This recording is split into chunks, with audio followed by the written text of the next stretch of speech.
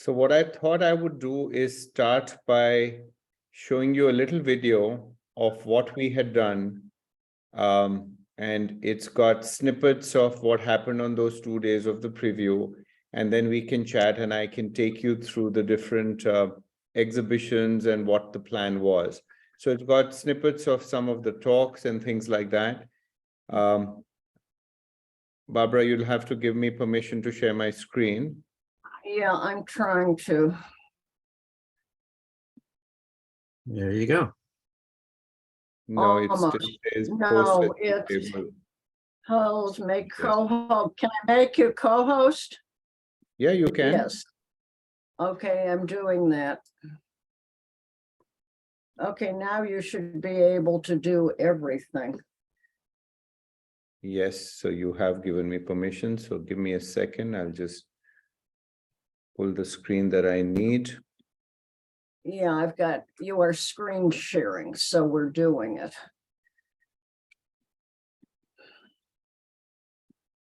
Yeah, so let me know when you all can see my screen. I'm just going to Okay. put this on full screen. We did it, or you did it. Okay. So here goes. This is the beginning. I mean, this is just a 8.5 minute recording.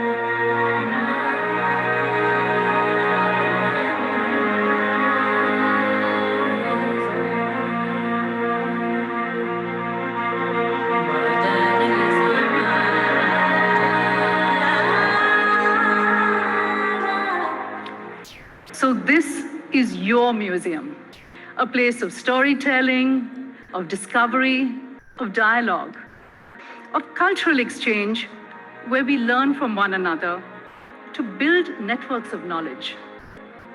This museum will be a platform for multiple voices, not just the dominant ones, but those that also struggle to be heard.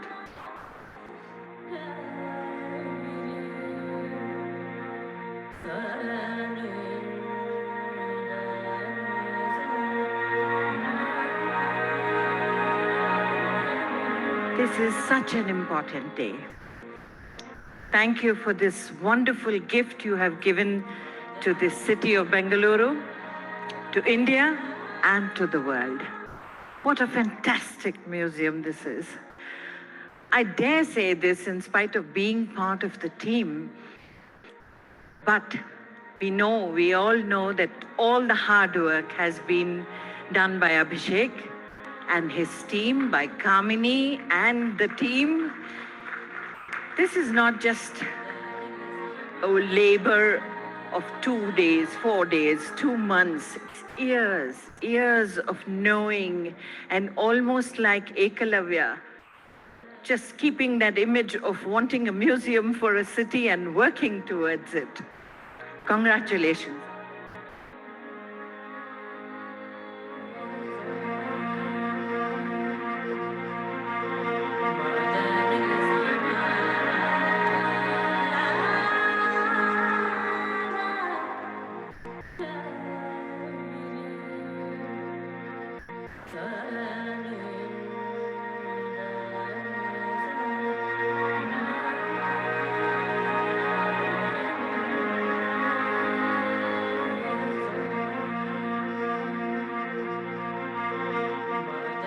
For me, I learned that there is one word called no, which doesn't exist, and Avhishek taught me that.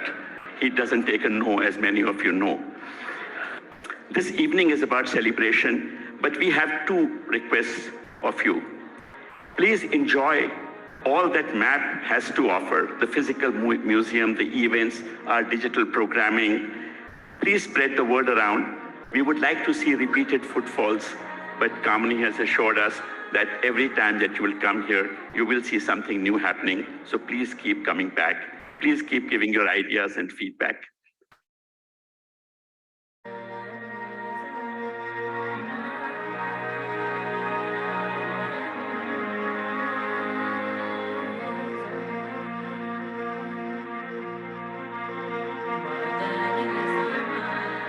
It's finally happened. Bangalore now has a world-class museum that will leave a legacy of inspired pride for generations to come. And whilst I congratulate Avhishek for creating this showcase for the world, Avhishek has created this marvelous masterpiece map opposite the very museums we were supposed to adopt. And thereafter, Avhishek has been relentless in his pursuit of donors, as you can see from the list of founders, and I can tell you that the list keeps growing. And my message to all of you is that every one of you must contribute whatever you can to make MAP into the iconic museum that it deserves to be.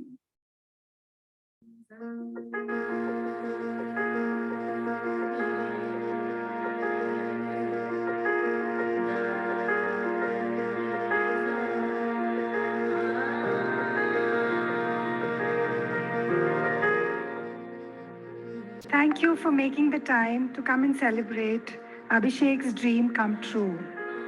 We all have dreams, and I think to be able to realize your dream is a huge privilege. You may not know this, but it's also my dream come true. After decades of having every corner in our house overflow with art, photographs, textiles and sculptures, I finally have another home to happily send it all to. 2.5 years ago, when the world came to a standstill, and as every door was closed, here at MAP, we had a feeling that that was precisely the time when the world needed art the most. I think we've all seen the amount of art we've consumed in the last 2.5 years is possibly more than we've done ever before. Art has been a window through which I've been fortunate to look through my entire life. It is that very window that we decided to open up for everyone, everywhere at that time, to bring art inside their homes like bursts of morning light. It gives me no greater joy than to see my once solo voice become such a symphony of song. Thanks to your help, MAP has managed to do a fair amount in the last few years in all our 8 verticals: education, outreach, inclusion, accessibility, partnership, collaboration, technology, and conservation. For me, MAP, from standing for the Museum of Art and Photography, has changed to MAP standing for the meaning and purpose of my life.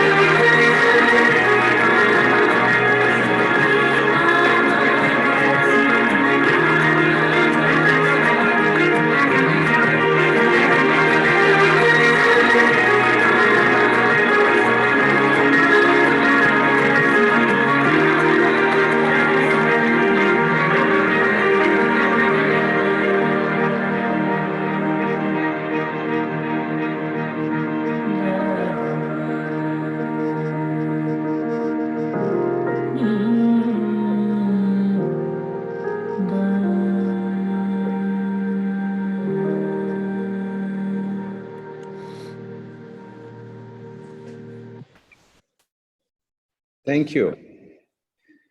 So what you saw was a little clip from the opening preview, but I'm going to now show you little details from there to tell you what we did. The first dilemma I had was who is going to be the chief guest and who's going to light the lamp? And there was no right answer to this question. And whoever I would have gotten as the chief guest, I would have created that many more complications for myself. So what we instead decided was that we will get everyone to light the lamp, even if there were going to be 1,500 people. But now I didn't want a fire on the first day of the building and to have so many lamps being lit. So we did something quite interesting, and I'm not sure how many of you noticed that, but I'm going to show you a clip of that very briefly. Just give me a second.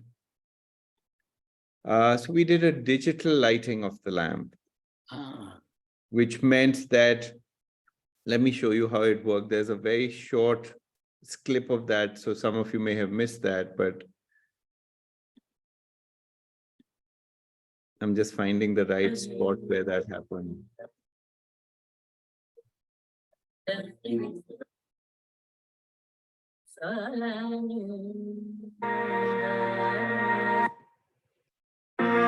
Yeah. So if you look at that, this is a screen which has all these lamps, and so you scan a QR code and it comes onto your phone. I'll just show you that part.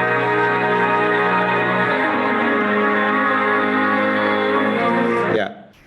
So it comes on your phone and you choose which lamp you want to light. Once you choose the lamp and then you say light up, and this is what happens. You see the second lamp where the flame has just started and how it increases.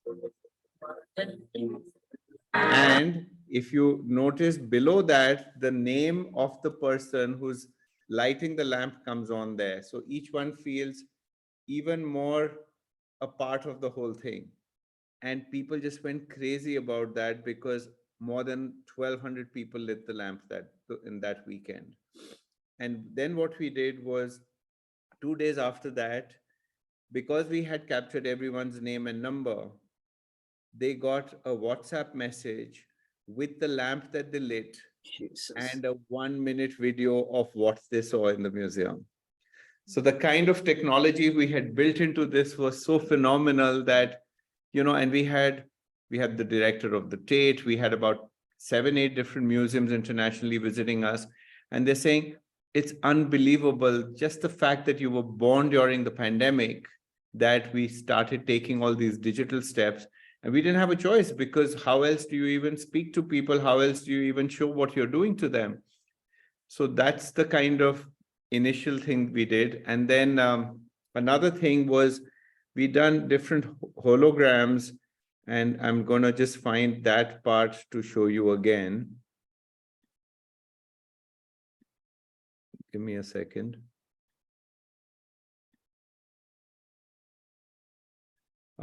So we had 5 large screens where you could actually search anything on the database that you wanted, and you could literally zoom it in a large screen. So let me show you what we did with the holography and the photogrammetry.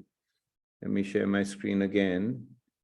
So this was the holography room, and I'll go a little slow because it's very short.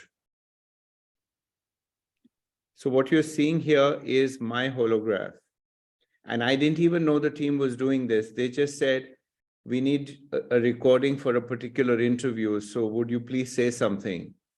And the next thing I know is that they had made a holograph of mine in that room. So this is actually me just on a curtain, but it's 3D, and I'm speaking to everyone and I was welcoming people in there. And then they moved over to these different objects, which you can actually turn around and do all kinds of things with. One sec, it's coming again. See those? So these are sculptures that you can again turn turn around, you can enlarge, you can see it in different ways. So I think Bangalore, in spite of being the tech capital, they had never seen these things being done before. Then we had Accenture, who had done a digital twin of MF Hussain. So you could ask Hussain anything you liked. And Hussein's been dead and gone about 15 years ago, but he would respond in his voice and answer whatever question you would ask him. Then we had Microsoft, who had done Interwoven for us, where they digitized and documented our entire textile collection, and they've linked it up to 15 other collections around the world, so you can go on a journey of discovery. So there was a huge amount of tech built in. The app that Bloomberg did for us allows you to digitally have an experience, an audio tour of the entire gallery, all the exhibitions. We've got it in 2 languages. The website even allows you, if you're colorblind, you can change the color. If you have a problem in seeing the font, you can make the font larger. So you can design it to your advantage, whatever is convenient to you. And the entire building, it's become Asia's most accessible museum for people with disabilities. So these were some of the little things that we learned during the pandemic that we put out there. We've opened with 3 installations and 3 exhibitions. You saw right in the beginning, you enter the sculpture courtyard, where it was Stephen Cox. And Stephen he works between the UK, Egypt, and India. So these works were done in India. It was called the Yoginis and the Rishis. And this particular show was supported by Lord Rothschild. We had Arik Levy, who has done the main sculpture in the entrance foyer. And he also designed the most amazing reception desk for us based on the same principles. And he actually gifted that to us. And Tariq Karimboy did the snake, which is about 400 plus kilos, but with a gentle tap, it sways. And it's amazing to see polished stainless steel moving so effortlessly and being so heavy. So these are the sculptures and then we have an unbroken line, which is a drawing. Let me show you an image of that, which is, I'm finding a good picture of that. I just got, actually, let me take you through some images of the building. This is a photographer who just came and shot it. So you all can see different snippets of, can you see my screen? Mm-hmm. So this is map, but let me show you. This is from across the road. This red pillar you're seeing is the government museum. And the whole building is done as this water tank. It's reminiscent of the water tank, which is a take on the mild steel water tanks that India had brought in from Europe around the 1860s, 1870s, except that this building doesn't contain water, but it contains this other precious material, which is art. So though it makes a bold presence from the outside, it totally dilutes inside, where it lets art take over. On the right, you see is the sculpture that I was talking about, Arik Levy, which is 5 stones balancing on each other. And it was almost like a metaphor of the mountains we had to move to get art done, to get the museum done. This is the view of our opening exhibition called Visible Invisible, which is on gender and the role women have played in art in India. So it spans about 1,000 years, from the earliest piece in the show being from about 1,100 years ago to the most recent one being commissioned specifically for the show. And it's the representation of women through the map collection. And in this, we have used works from all the 6 different departments, which is modern and contemporary art, classical or historical art, textile craft and design, popular culture, photography, as well as living traditions, which is folk and tribal art. And it's divided into 4 main parts. One is goddess and mortal, and how women have been depicted over the years. The second is sexuality and desire. And though it was always seen more from a male side, we even had, elderly transgenders come and do a work as to what are their desires and what are their sexual preferences. To the third section was power and struggle. And the fourth one was resilience and I'm forgetting what the last word was in that, showing you. Now you might think, why is this totally pink? This is an interesting film that is there on the glass, and you'll see this coming in many images later. It just floods the inside with different colors at different times of the day. And as you walk, the color changes from blue to pink to green to yellow to red. I mean, it's so unpredictable, and it makes it so alive and almost like the whole building becomes a piece of art. Here is another image from slightly across the road through the tree. Now you see the same thing that you saw, it's become a light blue, what was pink earlier. This is the sculpture courtyard.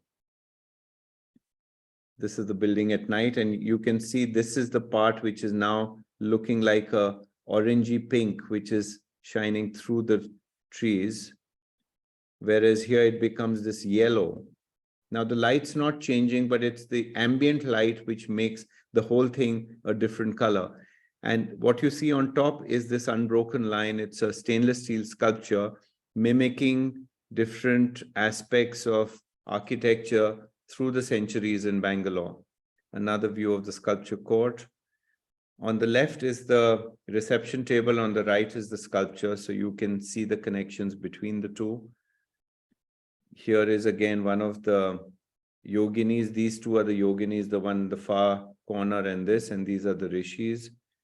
Now here you see it becomes a blue and a purple almost. So it's so unpredictable.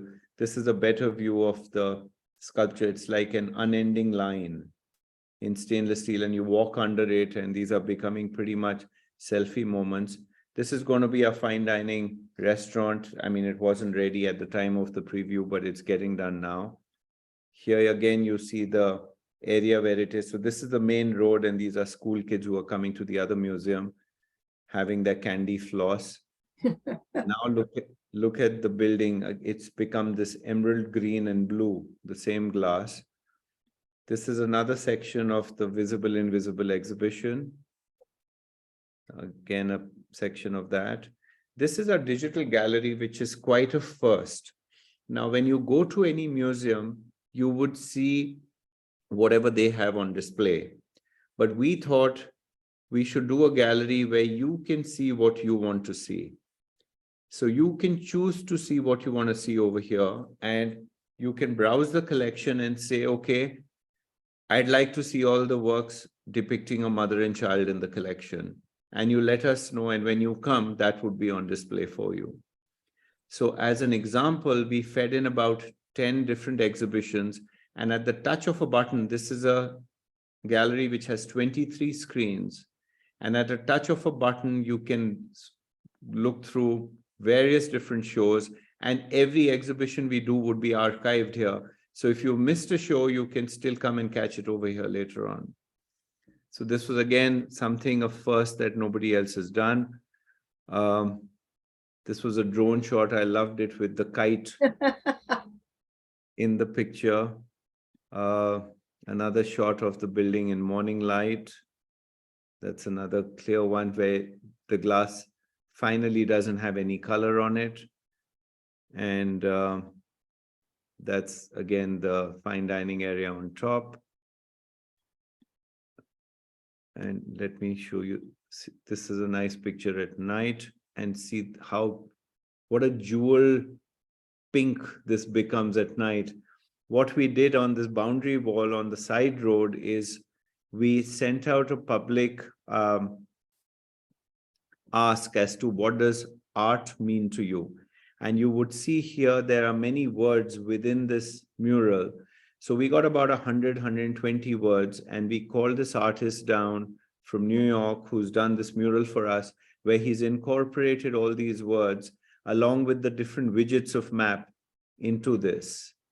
And it's become such a selfie point where every day these youngsters are coming, standing in front of it with their photo shoots.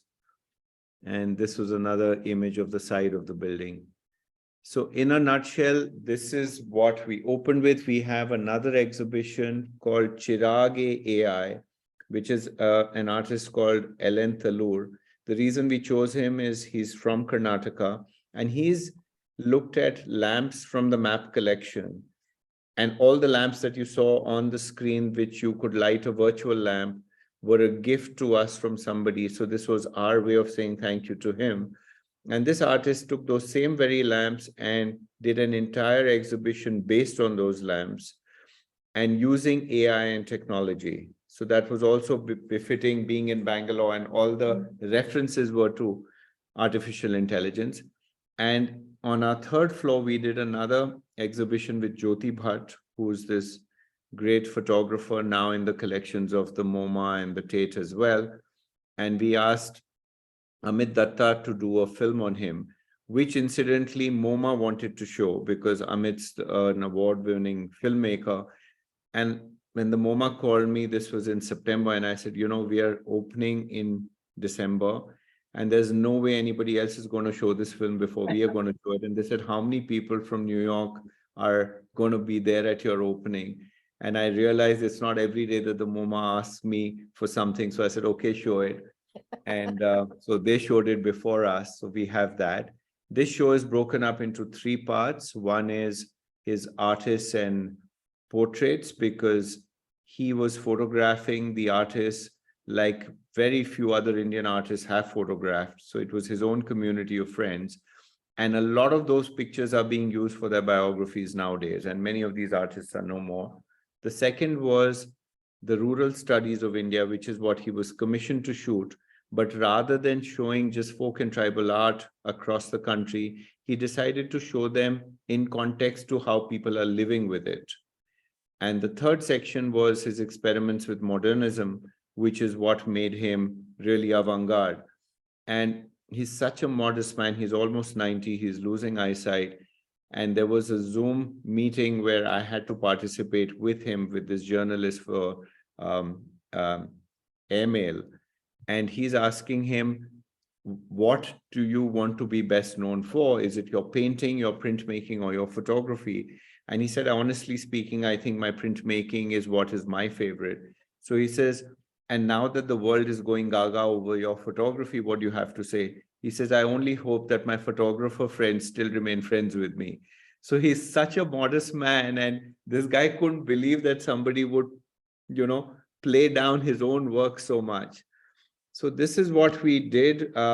You saw pictures of the gala also, which we couldn't do at the museum because we didn't have a space large enough for 500 people to sit, watch plays, performances and music programs.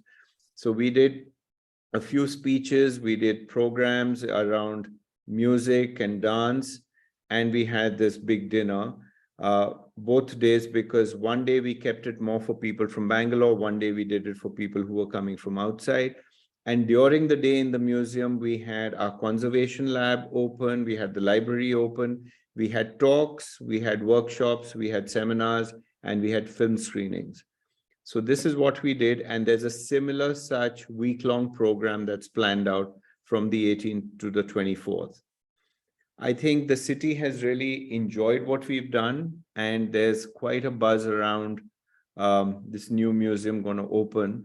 So we've timed it again now that it's just after the art fair in Delhi. So many people who are traveling for that can also make it here. And we are now looking at, you know, till now people thought that we were only talking about a museum, and it was difficult to imagine for most people as to what would come out of it. But I think seeing it and believing in it right now is a very different reality than just thinking about it. And the corpus that we were hoping to build was not possible thanks to COVID, but now I hope that that would start gaining momentum. So that's where we are with the museum, but I'd love to if anybody has any questions, any comments, anything that you all want to ask, share, please feel free. And all of you are invited for the opening.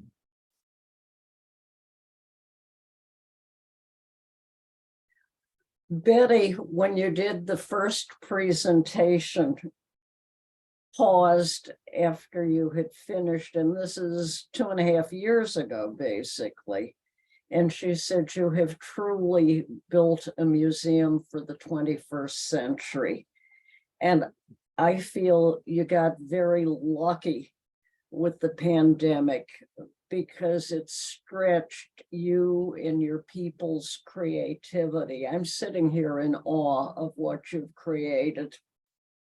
No, thank you, Barbara, for being part of it. You and Anu have been rock solid behind me. It's your support. You all are both equal founders of the museum as we are.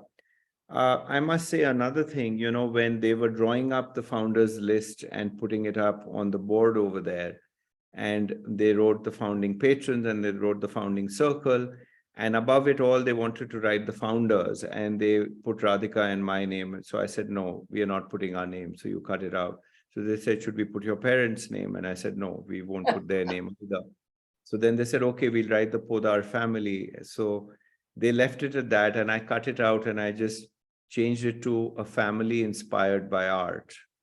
And nobody noticed that until Kiran Mazumdar in her opening speech. One of the things she said, here is this family who's possibly put in what all of us together have put in and more. And they've also removed their name from it because they said they're not doing this for their name, they're doing this for the art. And this is how they describe themselves, just a family inspired by art. And I think just that little gesture has made everyone feel this is their museum, because anyone who's contributed to it, we've invited them to come on as a founder, as Anu and Barbara from this group are. And so this is literally everybody's museum. And thank you for being part of it.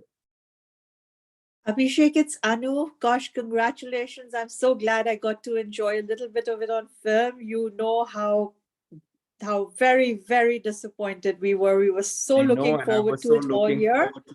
But I hope it's going to happen soon.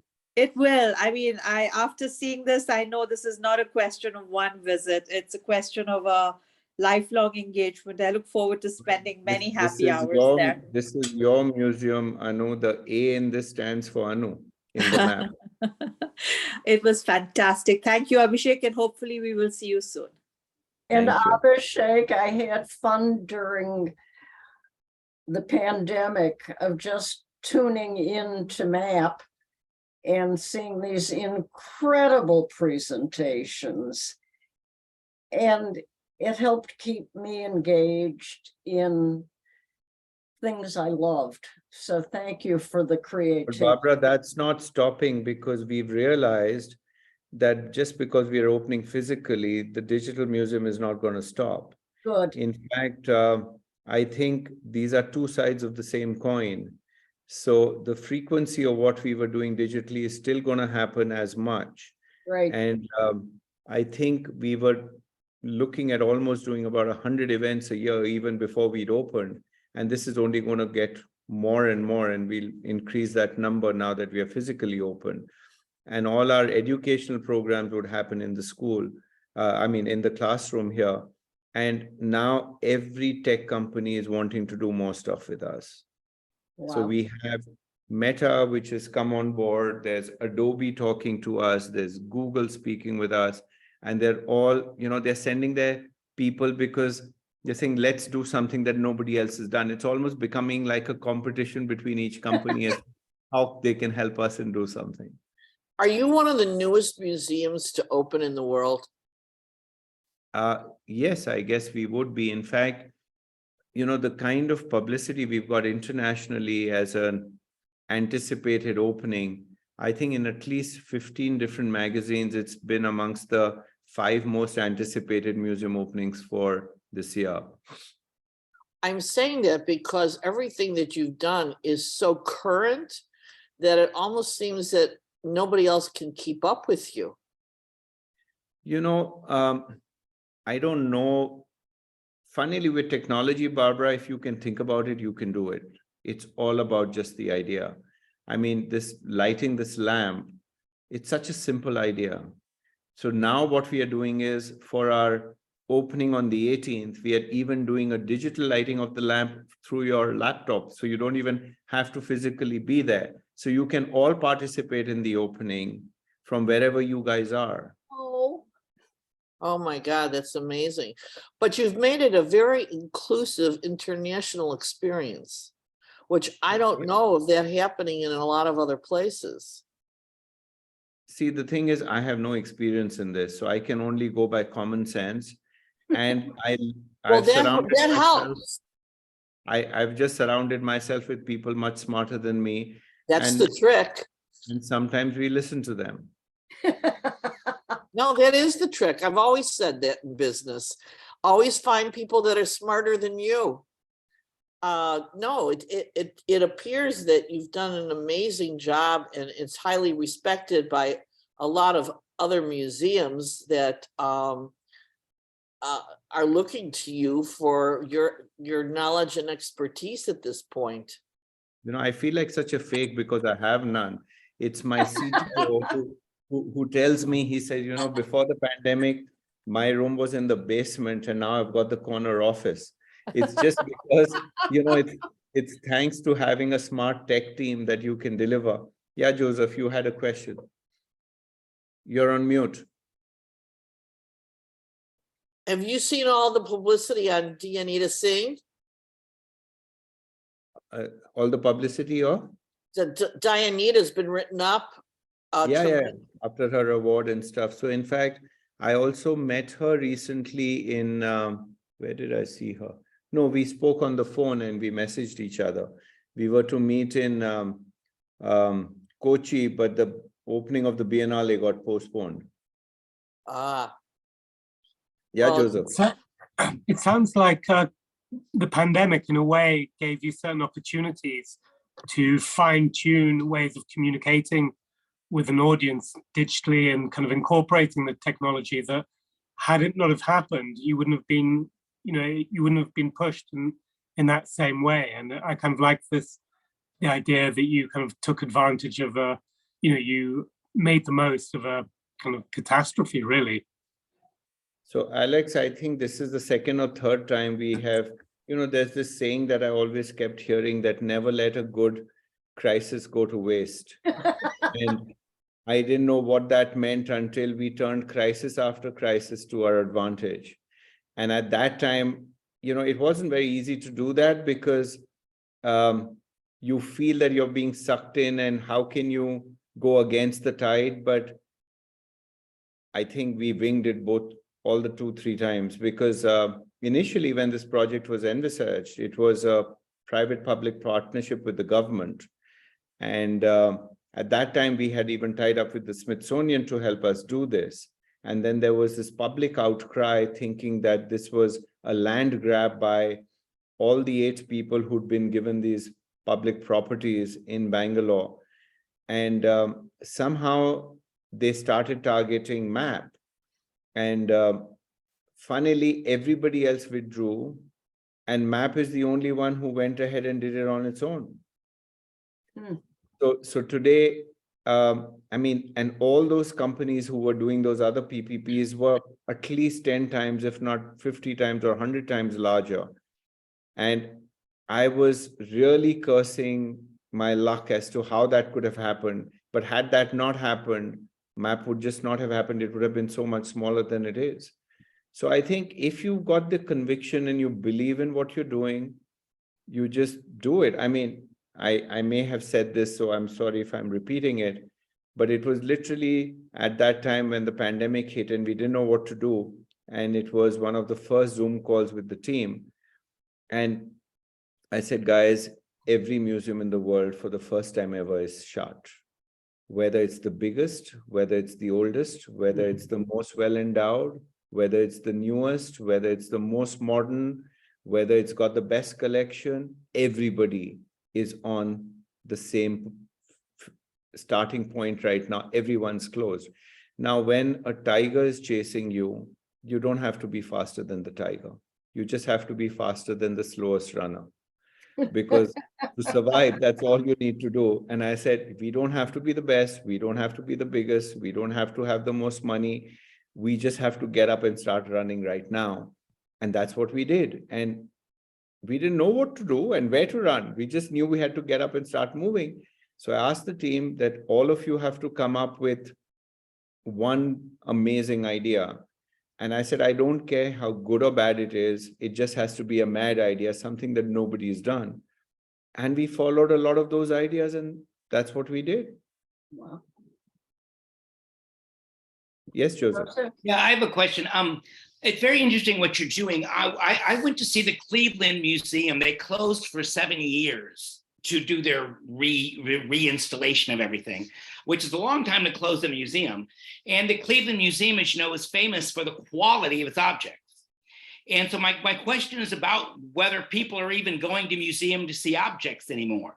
Because one of the things that the Cleveland Museum did was they made a digital river that had every object in their collection, not just what was on display. And it flowed by on a wall, an entire wall. And if you went up to the wall and touched the object would get big and the river would keep flowing. And it would tell you if the object was up and where you could go see it, or where it was in the collection and when it was or wasn't ever going to be intended to be displayed. And then they had other things like a cubist painting in separate pieces and asking children if they could put the cubist painting back so it looked like the cubist painting, to figure out how the layers work. But what they found at the museum was there's a whole group of people that never left the digital flow. They stayed there and enjoyed their whole experience there and never went to enjoy any of the objects. So I'm wondering, in this transition that you've had, do you find people are still going to museums to get in touch with an actual work of art anymore? Does that still have the same value? Or they're going for an artistic experience or something else? But I'm sort of wondering whether the value of the actual object and whether its role in museums functioning in society today, because it seems like technology is the way of the future. So I wonder what happens to the original object. And have you experienced any differences as your museum has developed? So interesting questions that you raise here, Joseph. You know, the funny thing in India is we don't even have a museum going culture. So to say, do people still connect with the arts? Now, India as a nation, as a culture, has had so much art around everyday life. I mean, art's been a way of life over here. Even if you try to see, you cannot, in one frame, you cannot not see art even on the streets. It's just everywhere. It's the rice patterns you make on your floor every morning outside your home, the way you would decorate your shrine, the way you would drape your sari. In everything there is art. It's just that the connection seems to have snapped somewhere, and we've taken it for granted. And, you know, India has about 1,000 museums, but most of them are relics of the Raj. The reason people don't connect with the arts so much over here is, I think there are 2-3 big reasons. One is the media has a whole load to play in it. And museums are either now considered fuddy-duddy or they are considered very elitist. It's only for collectors. And the same Indian who would never go to a museum in India, every time they travel overseas, they would stand in queues for half an hour to enter a museum. So it's not that they don't enjoy art, but it's the museum experience which has not been so good. At least this is what my belief is, which is what we are trying to change. Interesting. Now, what you said in Cleveland or in so many other museums, these are the audiences who earlier never even connected with the arts. So at least this is a way to get them to start engaging with the arts. If you look at, you know, a kid today, if he's going to play with a toy or if he's going to go to a museum, the answer is pretty obvious. They're going to play with a toy or play with a car or something like that. But if you bring technology in it, it becomes much more familiar to them. And that becomes the entry point into getting into a museum. And even though technology is really advancing fast, and we've seen that happen in these last 3 years of the pandemic, I hope that day never comes when technology becomes so good that it replicates the real thing. It's like watching the opera on TV or going and sitting there and doing it, being surrounded by it, seeing it with your eyes rather than seeing it. It's better than not seeing it at all, seeing a picture of it or seeing it on screen or enlarging it on screen. But the day it will be able to replicate seeing it in reality will be a very sad day. That was a great answer. Thank you very much. I think what's happened today, especially in the United States, where they've cut out all of the art programs, children today are there. The technology has really overcome their kind of engagement with things. Going into museum, it has to be interactive for them or they're bored. I mean, you've done a lot with technology to engage your public, but I mean, starting with children is really critical because they really don't support or understand what it is to go into a museum.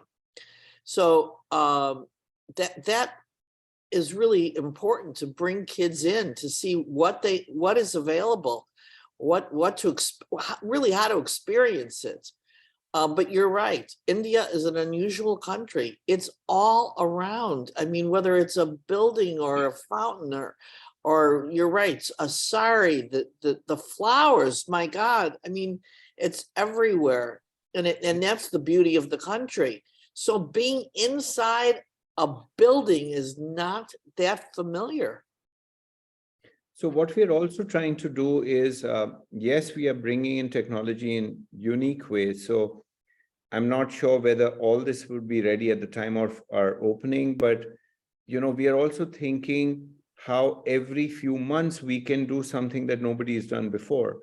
So one of the things we are doing is how you can choose different objects from the collection and make your own projection mapping and go into this room where you're surrounded with whatever you're looking at. You can mirror it, you can make it bigger, you can make a pattern out of it, you can project it somewhere else, you can carry it with you as an email. So this is one museum where you don't need to take pictures. Any artwork that you're looking for, you just click on the big search. These giant screens are there, pretty much like the flowing river, except that we don't have so much space to have a flowing river of technology, but it's an endless scroll which you can keep scrolling through. You click on any picture, it becomes big. You can make it even bigger by pinching it, and you can then scan the QR code and carry it back, or you can email it to yourself. And for kids, we are doing this treasure hunt where there are different artworks which are displayed in the museum, which is a part of the treasure that you have to find. And it forces them to go and look at the collection in a different way. So, things like that we are trying to do. That's very critical because they're our future. Yeah, absolutely. And see, the thing is, Barbara, if you try to get somebody who's, 18 years of age or 25 years of age to now start looking at art, it's going to be much tougher than if you start with a kid who's 7 or 8 years old. Absolutely right. They have to know how to look at things. Yeah, Alan? Well, so first of all, Avhishek, congratulations. This is just absolutely astonishing. I mean, from the first, image of the museum and its size and its scope. I knew you were doing this, but I had no idea it was going to be like that amazing and that large. So first of all, thank you. And I've spent my life dealing with museums and with a lot of these, challenges. And I've always felt that for those of us who love going into museums and paying attention to the dimensionality of objects, and the reality of them, as opposed to seeing something on a screen, that's an excitement that I've always wanted to share.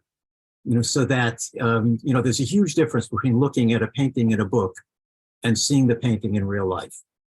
And, so I think that this is a challenge. And a lot of museums in the past never had the resources to properly use technology in a way that made sense. So they would build something and then it would break, and then that would be that. And this has gone on for years and years. Now, and so a kid had a toy that was more sophisticated than what most of the museums had in terms of their ability to have technology. So now you turned the page and you made it very different. So, which I think is spectacular. But I have two questions. One is, so if a visitor, and let me just also say that there are always a number of entry points. You can't just have one. So I love the fact that you have these different approaches that people can take. But if you have the ability as a visitor to control the experience completely and totally, like blowing things up, living and making it smaller, what's the role of the curator? I think the role of the curator is in the exhibitions which have been curated, but the idea is for you to interact with the collection and find what resonates with you and the dialogue that you want to have with it. So we have a curated section and a section which you are free to curate. Great. So it's, yeah, because I think that you need both. You need to be able to have the expertise of somebody. All the exhibitions would be curated. They all come with different publications, and there's a lot of research that goes into it. So the four exhibitions are curated, but you curate the rest. So think of it like a kitchen with various appliances and all the ingredients. Now you can use the same ingredients to make various cuisines and different kinds of dishes. What proportion of what you put, what you add to that, to your taste, and yet there are some ready-made dishes ready there for you to try. So my other question is, tell me about the collection. So the collection is growing. So we started, Alan, by the family donating about 7,000 artworks to the collection, besides 50% of the corpus that was needed to build the museum. Of course, those needs have grown because the scope of the museum has grown, and it's also cost a lot more during the pandemic. And we weren't as successful in raising as much money as we wanted to because, of course, everything was going towards healthcare, and rightly so at that time. But it's 6 real departments that we are looking at. And the 6 that I mentioned, it is historical art, it's modern and contemporary art, photography, textile craft and design, living traditions of folk and tribal art, and popular culture. We've also been very fortunate to get entire collections being gifted to us. And now what was 7,000 has been dwarfed because the collection has grown to more than 50,000 pieces. Wow. And it's all stored at the museum? So no, this was the most expensive piece of real estate ever transacted in Bangalore. So to have the storage facility here would be a huge waste of space that can be better used. So a lot of the storage is not at the museum. And that would be the next project that we would have to make of entire separate storage. Yes, Penelope, you had a question. Well, I'm just blown away by this. It's just fascinating. And the 2 areas that I'd like to know more about are the architecture, the building itself, and how that came into being as it is. And the second part is the use of technology by museums has had sort of a bad path in a way, in that it was very unimaginative in the beginning, and things were usually broken when you actually came to look at them. It was rare to see technology that actually enhanced the experience or the knowledge. A million years ago, I was a computer programmer, and did systems design. And when you asked the trust department what they wanted for their new system, it was really hard, because like a child, if you ask him what he wants, he's not going to say, I bet if you whip up some eggs and maybe put some chocolate in it and then a little flour and put it in an oven, it will. He's not going to give you a recipe for a souffle because he can't imagine a souffle. He's going to think, I'd like an Oscar Mayer wiener or something like that. How do you come up with this? You said you had all these marvelous partners in terms of Meta and the big tech companies, but you're driving the show. How do you come up with these incredible, never before thought ways of using technology for art? So to give you the honest answer is, whenever I try and come up with a good idea, it never comes. It just pops into my head when it does. So if I say that, okay, I need a great idea to come tonight and I'm going to think very hard, I'm sure I'm not going to draw anything. But I think if you are just observant, you would see as to what can make those little tweaks and those differences. And I think very often it's not just in the idea, but it's also in the detailing and the execution of that. Now, take, for example, the lamp that we did. When I said, I don't want a fire, but I want everyone to light the lamp. The logical thing was to do it digitally. Now, it doesn't sound very difficult to do a digital lamp lighting, but how do you have the lamp keep flickering? The selection of the lamps was all from the map collection. You even have the shadow of the lamp coming there. And then we said, how do we make a person feel they are special? Let's put their name there. How do you put their name there? Thereby, you can even create your database and have their number and their name with you. So, everything just becomes a logical extension of that thing. So I guess also a million years ago, it was a different world where people just couldn't imagine what technology could do. Today, even the dumbest person has become a lot smarter. Yeah. I'd like to say one other thing about with Alan's point about people not going to museums, not recognizing necessarily the difference between seeing something on a screen and in a museum. I'm a great fan of seeing things in museums. I may not, let me rephrase that, I am unlikely to get to Bangalore. And there are many other places of things that I'd like to see that I will not get to. Furthermore, as we have around the world an aging population, the idea of traipsing through even the Art Institute sometimes seems daunting. So it isn't just how to get people into museums. Some people cannot be in museums, and how wonderful to have it accessible. And also, I think if you can tempt kids and young people with the online things, you'll get them into the museums. There will be ways to make that clear that if you can do it, you'll be glad you did. See, if you look at what the Met had tried to do a few years ago, and I think it was Tom Campbell who was the director there, and the kind of emphasis he was playing on the digital front actually cost him his job. And because of the kind of money he spent, and I think he then went off to San Francisco, and now he's at the San Francisco museums over there. But it's the same Met and the same MoMA that is now looking at what he had done and how it was so much ahead of its time that they are adopting it now. For the first time, the MoMA has realized that the physical number of people who are going to come in through their doors is not going to keep increasing. And it is those who are going to be visiting it digitally will keep increasing.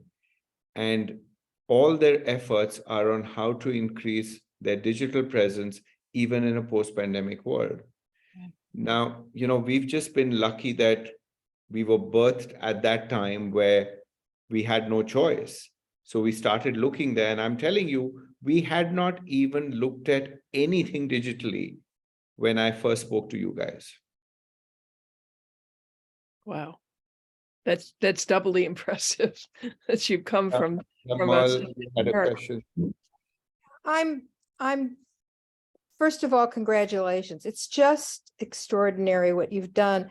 And I'm so impressed with the range of meticulous planning when you talk about the building or the program or the outreach and on and on and on and on. But what impresses me the most is underlying everything you've said I take away, you've challenged your entire team, and I imagine a number of people who were on the outskirts of your team, to do things that have never been done before, to think in ways that have never been. I just think that's extraordinary, and I congratulate you.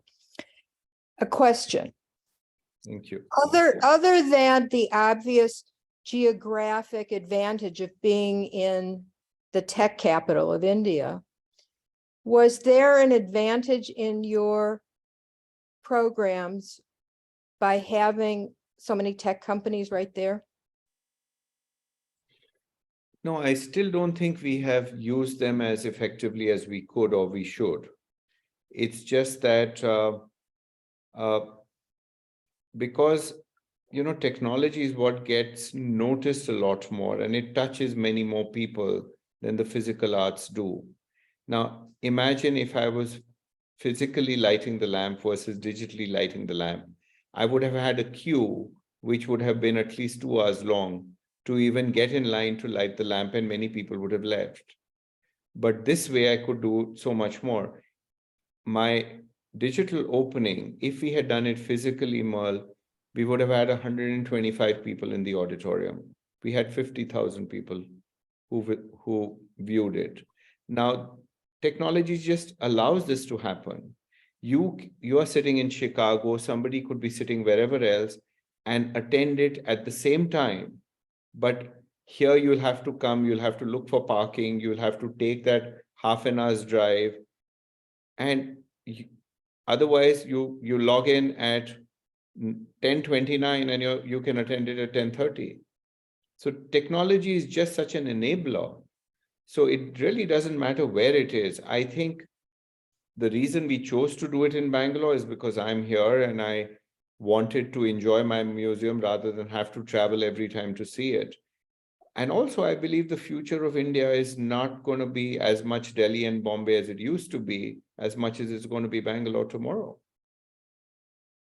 The other reason for doing it in Bangalore was also because we have no great museums here, I'm going to have less critics and less cynics. If I did it in Delhi or Bombay, they would keep comparing it to whatever else is already done there. And, you know, there would just be so many more opinions I would have to deal with. Your choice was perfect. Yes, so thank you. I never actually questioned why you did it in Bangalore. I just was curious if having all the tech companies there provided something that it couldn't if Bangalore wasn't the center of the tech industry. I think what also helped in Bangalore to that extent for the tech companies was, you know, when two big tech companies get involved, then everybody wants to be part of it because they want to show that they're also playing their role. Right. And I think we were a little smart in creating a little bit of FOMO here. Mm-hmm. Yeah.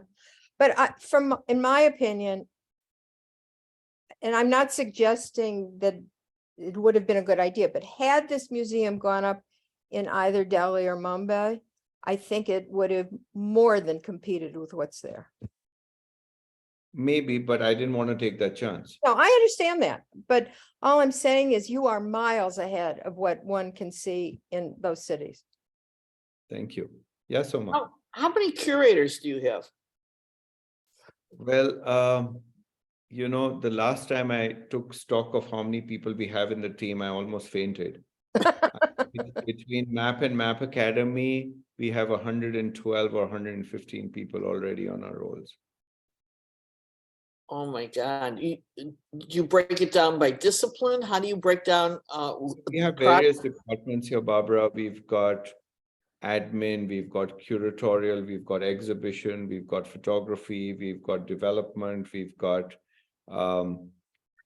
you know, our tech team is fairly large because just the amount of stuff we are doing, our education, our outreach, our accessibility. And I think partly it was also because everything had to be done so quickly and we had to ramp up in so many ways. And now the job is going to be finding the money to pay them because almost 80% of what we do is free. So unless we get support to continue doing this, it's going to be tough. And because we are never sure, there'll be a pandemic, there'll be a slowdown, there'll be a recession, there'll be all of those things. That's why it's important to build the endowment and have the people who art means a lot to, that they can come and support it in whatever way they can. Because it cannot happen with one person or 5 people or 10 people. It needs an entire community to come together to support it. Well, you said something very interesting earlier, and that is that your culture is not a museum culture. It's not, it has not really been supportive. Do you see that slowly changing?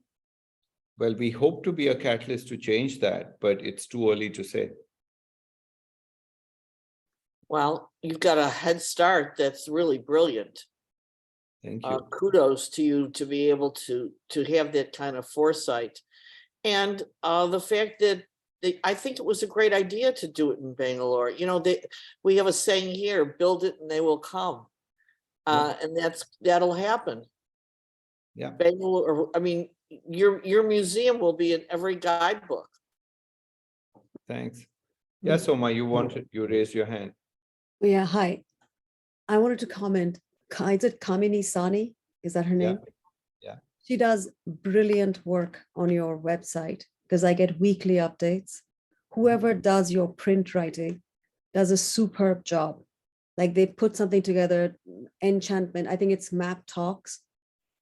They are very intelligently done. They are very artistically written. It makes you want to read it and get engaged. So that entire end of it is done beautifully. And I think your map and the way I effectively think it's you, because I remember when you first opened up, there was a lot of writing and you were almost like, I'll do it. If you're telling me not to do it, I'm going to do it anyway, because that's what I want to do. I think it's your push. And you kind of show like innovation happens in the fringes. It's no surprise that MoMA is now doing what they fired someone to do. Nothing like that ever happens in big institutions. But I had a question. Your Yogini statues were beautiful. The Yogini and the Rishi up front. Yeah. Do you do anything with the Indian Museum opposite you? Do you engage them in any way? So we haven't yet done it because we are not yet open, but there is, so we've already approached them to restore their collections, and we've done a survey of that. But, it's the same museums that we were trying to adopt. So we want to do it at an arm's length distance, because I don't want them to get the wrong idea that I'm trying to do another kind of a takeover or something. I'd much rather wait until they embrace us and we start inviting their people over, rather than being very aggressive and going to them. Sure. Makes sense. Having been to that museum, it has unusual displays of wires and buckets collecting water, and it's not very felicitous. So eventually it will become better. But listen, your group has been amazing. Please imagine this is a satellite of your museum sitting in another part of the world, and treat it as your own. If there is anything that you all would like to be part of this in a deeper manner, if you all are not getting our newsletters, or if you would like to be a member, you'd like to support it in any way, let me know and we'd be very happy. If somebody wants to still come on as a founder, we've still got a couple of weeks before we are closing it, because from the 18th, there will be no new founders of the museum. But anyone can be a founder. What constitutes a founder first? So we have two kinds of founders. We have a founding patron and we have a founding circle member. So founding circle member is $150,000 and it's a one-time payment. And a founding patron is $1 million. We have many people from the US who also become founders, and everybody enjoys the position of a founder of the museum, whether you're a founding patron or a founding circle. And we've got about 3 or 4 who've come on even as a founding patron from the US, but there are more who've come on as founding circle members. Wonderful. MAP also has a 501c3. So it doesn't have to be monies that is coming to India, and you can get the tax break as well. What about contributions from your public as far as artwork? Do you have? Yeah. So we have an acquisition committee. In fact, that was what happened with Barbara in our very first meeting. And when she had offered to give a large part of her jewelry collection, which is also coming to MAP. So the reason we've gone up over 50,000 is the family had only given 7,000. The others have all come as gifts to the museum. Oh, they have. Yeah. That's great. Has it been an international contribution or mostly from India? No, I would say it's been both, but it's all been pretty much India related art. Well, that I expected, but I mean, Indian art is collected all over the world, but I would assume that the bulk of what you got came from collectors in India. I would say it'll be possibly equal. Really? Yeah. In fact, I must say, Barbara, it's the Indians are not as generous as I would say more foreigners are when it comes to giving either money or art. Corporates have to do it because corporate social responsibility is part of what they have to do as per law. And either it could be a tax reason, but most Indians would kind of leave it to their kids rather than leave a legacy and give it to an institution. Maybe it's also because, and giving art has really not happened because the museums that did exist were the government museums, which very few people would trust giving anything to. There wasn't very much of a choice also as to who you could give it to. Well, you'll change that. Yeah. We hope to. Well, it's very encouraging. So, Barbara, I hope your team enjoyed a little peek into the preview. Oh, this was so wonderful, and it This was is great. so exciting to be part of it. And during the first opening, which was digital, there were 6 days of different presentations? 7 days. 7, and at one point, the dance part of it was brilliant. And they were doing, what's the Garuda man? And I'm in tears, and I email Avhishek. I said, what happened to the bird in the piece? He said it died. But I was so engaged with that unbelievable bird. It was heavy wood embellished with gold and paint, and yet it really was a bird that sacrificed itself for the female deity. I mean, you have enriched my life so. You're very, very kind, Barbara. Thank you. Well, I hope all of us can come and experience it personally. All of you have to come. It's your museum, Barbara. So well, come. You know what? We were all planning on it. And of course, yeah, we sure were. We were really, I mean, we had it all planned. Anything short. Some of us even had airplane tickets already.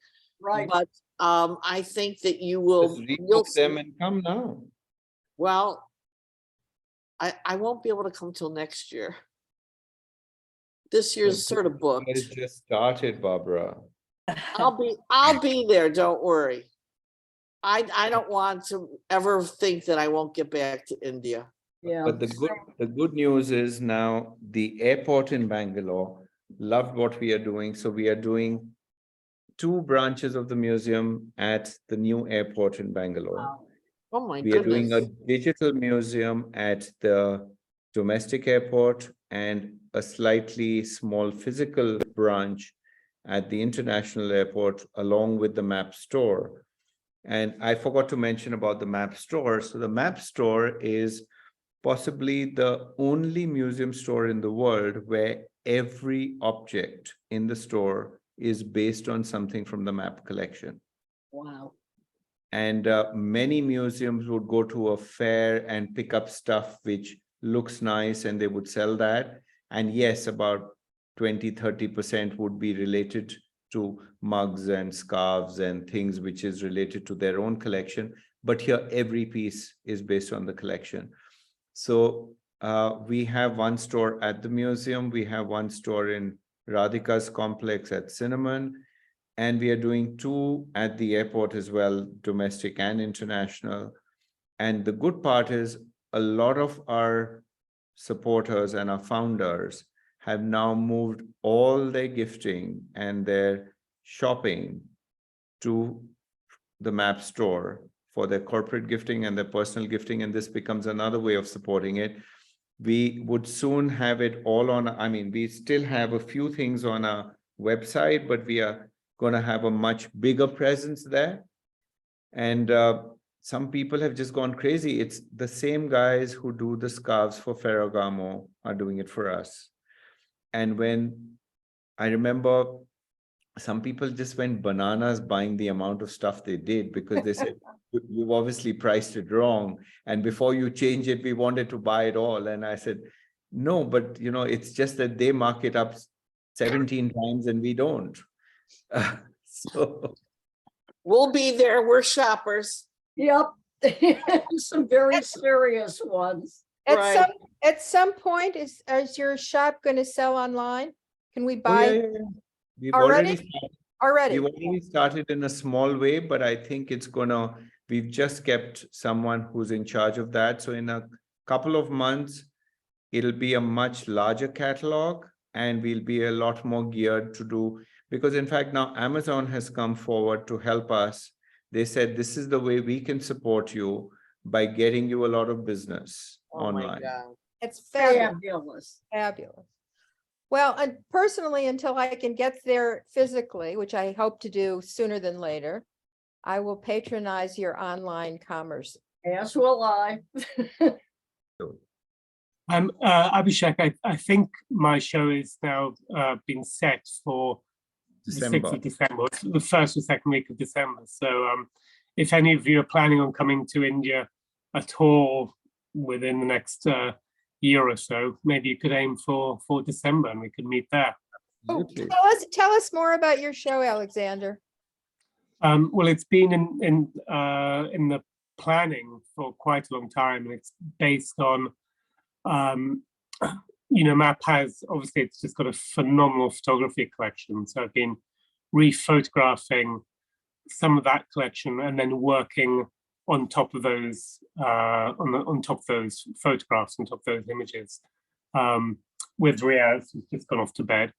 And this time I'm kind of photographing the development a lot more frequently, because we're going to be animating some of those works. So there'll be a film component of each photograph as it kind of mutates into a fully finished painting.